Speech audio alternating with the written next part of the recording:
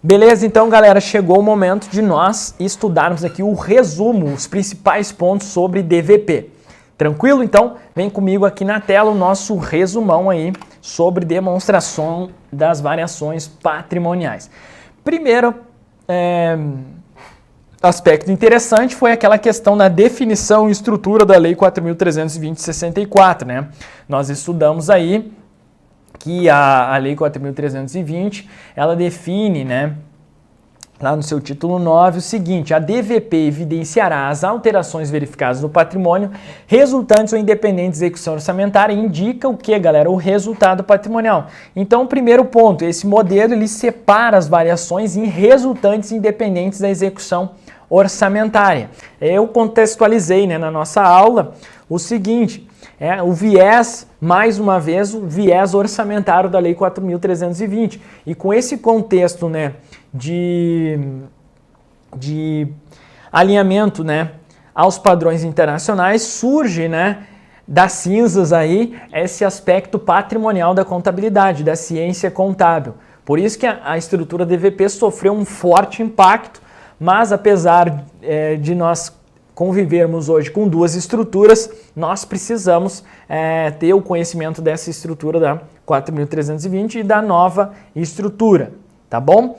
Apesar daquele contexto, né, de que questões mais práticas elas estão explorando o que? A estrutura nova, e isso é muito bom para a gente. Mas questões teóricas, eles estão utilizando aqueles termos, né, que inclusive nós vamos ver aqui na sequência do nosso resumo, tá bom? Então só aquele contextão aí, contextualizando aquilo que nós estudamos aí na nossa aula. Beleza? Então essa é a estrutura do DVP 4.320, variações ativas e passivas, duas colunas, e a questão, né, decorrentes da execução orçamentária, ou seja, as operações orçamentárias e as extra-orçamentárias, independentes da execução orçamentária, né? Aquela distorção que nós comentamos, né, das mutações ativas e passivas, que são o quê? Fatos permutativos, né, que não tem nada a ver aqui, né, galera, e são evidenciadas na demonstração de variações patrimoniais, que o quê? Demonstra o resultado patrimonial. Então tinha uma distorção muito grande realmente nessa estrutura da DVP, da Lei 4.320. Felizmente isso foi corrigido, apesar, né, que ainda a lei está vigente, mas algumas distorções elas foram corrigidas e hoje na prática essa estrutura aí ela não existe mais. Para fins de concursos, de provas, a gente precisa saber ainda. Tá bom, galera? Tranquilo? Mutações, né? Então ativos, mutações passivas, né? Lembre aí que as mutações ativas, mutações da despesa, mutações passivas, mutações da receita. Pode vir esses termos aí, apesar de ser bem pouco provável. Tá bom, galera? Depois a definição das normas aí, né, que nós estudamos. A DVP evidencia as variações verificadas no patrimônio e indica o resultado patrimonial. E agora fica bem mais fácil, né, de calcular o resultado patrimonial, porque nada mais é do que o confronto entre as minhas variações patrimoniais aumentativas e as minhas variações patrimoniais diminutivas, né? Que variações que são indicadas na DVP? As variações quantitativas, né, as VPAs e as VPDs, que é justamente desse confronto entre as duas que eu vou encontrar o resultado patrimonial. Ah, professor, e as variações qualitativas? Fique alerta para aquele contexto que na última edição do MCASP não fala mais em quadro facultativo, tá bom? Então, fique alerta aí, variação qualitativa está fora aí da DVP, inclusive a última edição do MCASP não fala nada em quadro aí facultativo de DVP. Fica alerta nesse sentido aí. Então, DVP hoje é somente o quê? Variações quantitativas. Tranquilo? E essa aí é a estrutura, né, galera, da DVP. Nós estudamos aqui, não está no resumo aqui no slide, mas nós temos aí o modelo sintético e analítico, né? Sintético segundo o grupo do PCASP, tranquilo? Analítico, terceiro grupo, analítico mais utilizado para fins de consolidação, se aparecer isso aí, é bacana. Saber, né, que existem esses dois modelos previstos aí pelo nosso glorioso MCASP. E esse modelo que está na sua tela é o quê? O modelo sintética, a questão da comparabilidade, né, VPAs, VPDs, somente o que? As demonstrações quantitativas, confrontou as duas, você encontra o resultado patrimonial. Esse resultado patrimonial, galera, esses valores registrados em VPAs e VPDs são encerrados ao final do exercício, encontrou o resultado patrimonial, e esse resultado patrimonial ele é levado para compor o saldo patrimonial no balanço patrimonial. Tranquilinho? Beleza. E depois nós estudamos a questão das superveniências e insubsistências, né? E aqui resume esse quadro a questão do impacto positivo no PL, as variações ativas, e impacto negativo no PL, né? Os impactos, as variações passivas, né? Vamos só complementar aqui, na verdade, com aquele bizu que nós estudamos lá, galera. Nós temos as superveniências,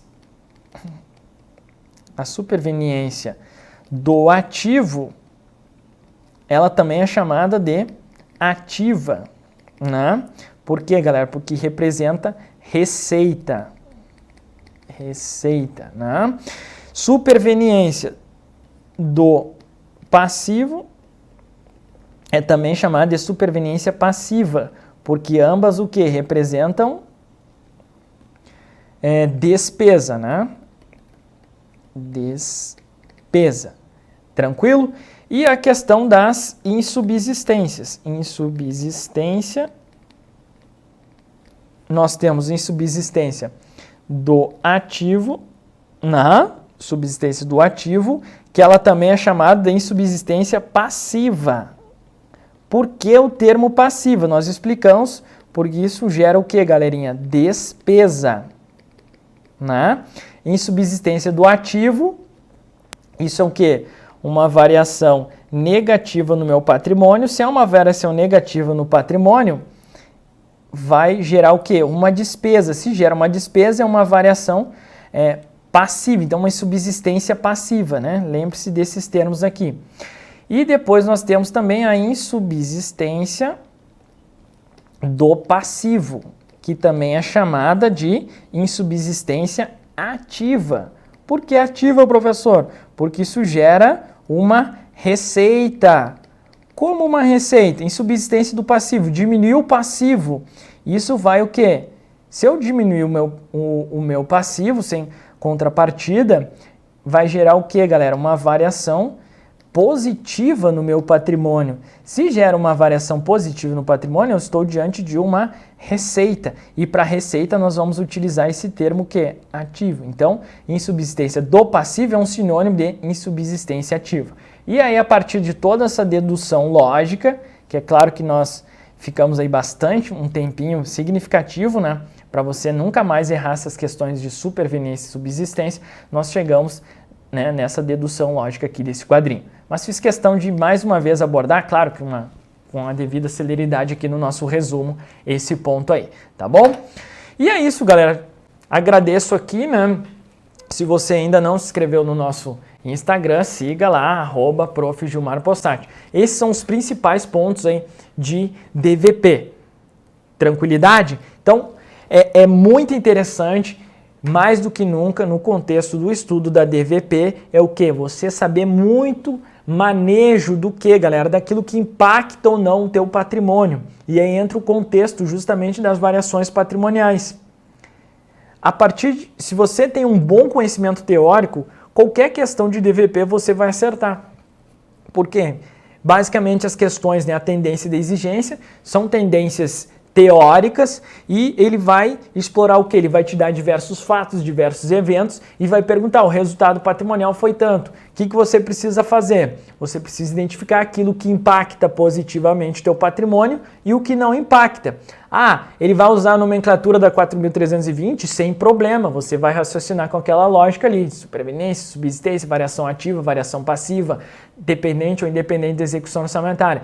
Mas a maior parte das exigências, essa é a tendência aí, ao que? Explorar os termos novos do MCASP das normas. O que? Variações patrimoniais quantitativas aumentativas, variações patrimoniais quantitativas diminutivas. Né? Então ele vai te dar diversos eventos e você vai identificar aquilo que impacta positivamente identificou aquilo que impacta negativamente, confrontou, achou o resultado patrimonial da DVP. Esse resultado patrimonial vai compor o saldo patrimonial, lá no nosso balanço patrimonial. Pô, DVP, galera, não dá para errar questão de prova, beleza? Então é isso, um forte abraço, bons estudos aí e uma excelente prova. Eu te vejo no próximo